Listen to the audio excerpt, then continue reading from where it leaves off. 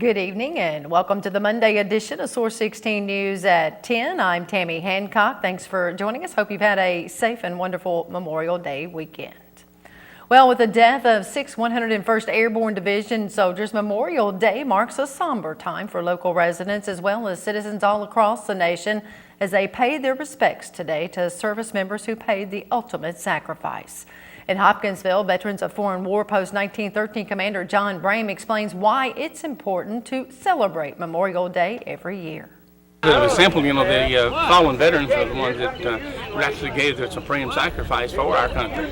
And it's very important that we recognize and remember those people at least in a minimum one day a year. That Memorial Day is very important to all veterans and to me especially any combat veteran, because we know the chances that we had when we were, like myself, I was in Vietnam, and Memorial Day is very significant for the simple reason that a lot of people didn't return alive to the United States to be able to have this day to have a service with. Freedom's not free. There's a lot of people that are in this cemetery and the Veterans Cemetery and places interred all over the country that's given their life for freedom.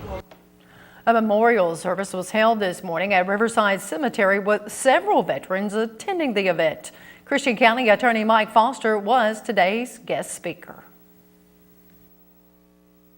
Hundreds of thousands of our citizens, like the members of our local VFW post, we would not be enjoying the blessing of living in a free democracy that is free of oppression and free of dictatorships. Much of the world cannot make that statement. As a free society, we must never forget that the reason why this day has been set aside as a national holiday, most of all, Memorial Day is a day of remembering those that have died and made the ultimate sacrifice in serving our country, as well as the hundreds of thousands and more who gave of limb, their health, in order to protect our precious gift of freedom. According to Foster, Memorial Day is a time all residents should give thanks to service members.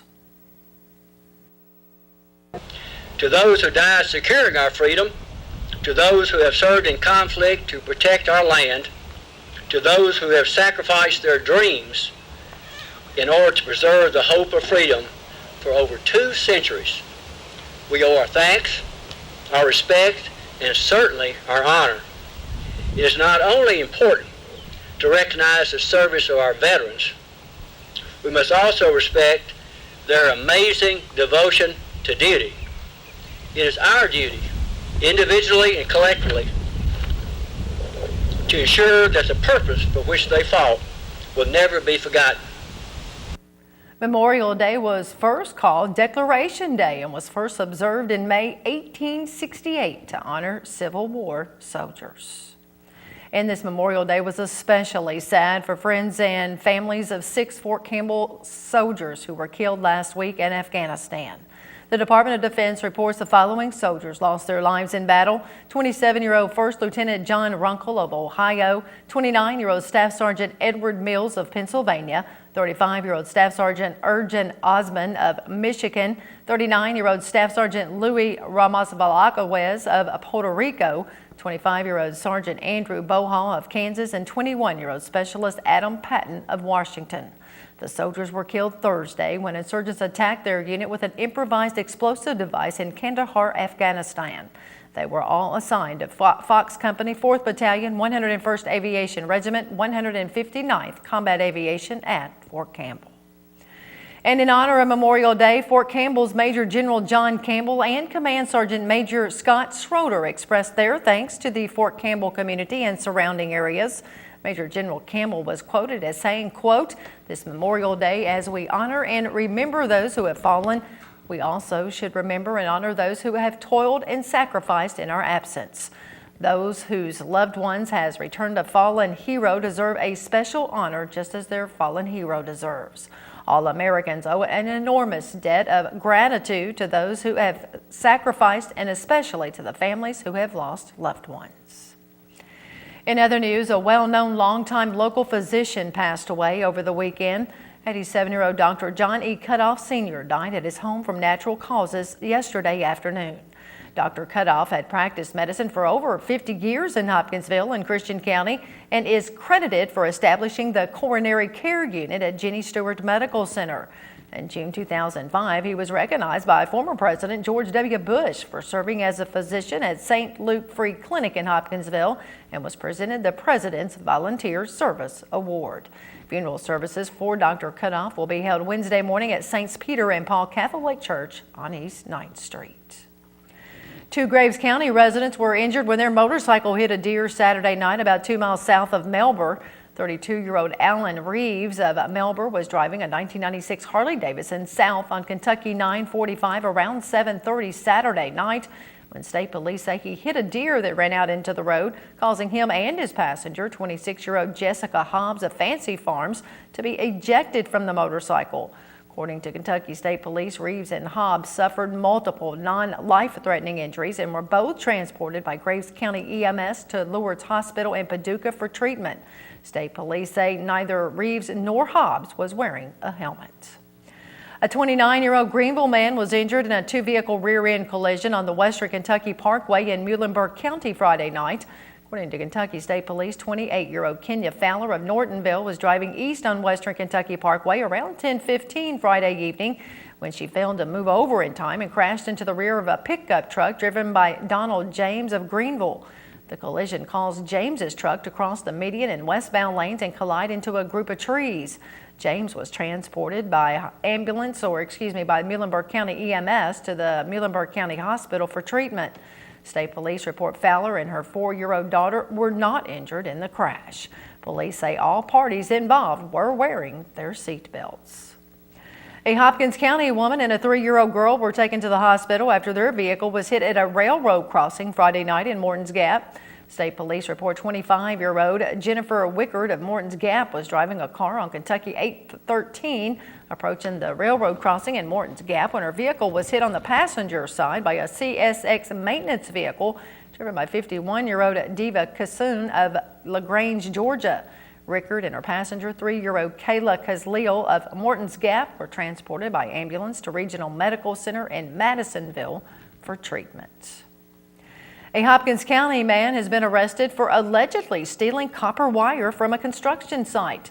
41-year-old Bobby Moore of Crowley Lane, Madisonville, was taken into custody late Friday night by the Hopkins County Sheriff's Department after police found him at a residence on Crowley Lane in possession of about $650 worth of copper stolen from Groves Construction on Grapevine Road the night before. Moore was charged with theft by unlawful taking and booked into the Hopkins County Detention Center. Have a headache? Maybe it's knee pain from osteoarthritis or sore muscles from a tough workout. Chances are when life causes aches and pains, many of us reach for the ibuprofen because it works. But if you also take aspirin to protect against heart disease, there are some things you need to know. Aspirin and some over-the-counter pain relievers do not mix. Vivian Williams of Mayo Clinic explains. Rows and rows of pain relievers line the shelves of just about every drugstore. Aspirin, ibuprofen, naproxen, acetaminophen. These medications are great for aches and pains. But if you take aspirin to reduce your risk of heart attack, Dr. Stephen Kopetsky says you should avoid some of the other pain relievers. Well, if you have heart disease, you have narrowing of the arteries to the heart, and you're also more likely to have blood clots form in the arteries of your heart. When the blood clot forms, it closes off the artery like a cork in a bottle. Aspirin inhibits that clotting process. Now, there's some medicines you take that actually increase the clotting. And some of those are what we call the NSAIDs, or the non-steroidal anti-inflammatory drugs that you and I know as things like ibuprofen. NSAIDs don't cause clotting, they decrease the beneficial effects of the aspirin. So if you take aspirin for heart disease, Dr. Kopetsky says you should not take NSAIDs. And so I tell all my patients, if you have heart disease, known arteries of the heart that are narrowed, or you're at risk for heart disease, you have high cholesterol, you have high blood pressure, you're a smoker, then don't take ibuprofen. Dr. Kopetsky says if you take aspirin for heart disease and feel the need to take an NSAID for its anti-inflammatory effect, reach for something like naproxen instead of ibuprofen. For Medical Edge, I'm Vivian Williams. Now for more information, you can visit mayoclinic.org. Now it's time to take a look at some upcoming chamber events brought to you by the Hopkinsville Christian County Community Vision Plan. A ribbon cutting will be held Saturday morning at 11:30 at Armed Services YMCA, located at 3068 Reed Street in Fort Campbell. The 123rd Annual Chamber Dinner will be held Thursday, June 2nd from 6 p.m. to 8:30 p.m. at the James E. Bruce Convention Center. Tickets are $35 per person for chamber members and $50 for non-members. Table sponsorships include a table of 10 for $350 in recognition in the program. For more details, you can contact the Chamber at 270-885-9096. And the Minority Economic Development Initiative, or MEDI, presents Everything That You Want to Know About Business Certifications. That's co-sponsored by the Christian County Cares 2015 and Etta Walker of Real Living Southern Style. The seminar will be held Wednesday morning at 11:30 at the Pioneers Complex at 904 North Main Street. To register or for more information, you can contact Henry Snorton III at 270-885-8885. These chamber events are brought to you by the Hopkinsville Christian County Vision Plan.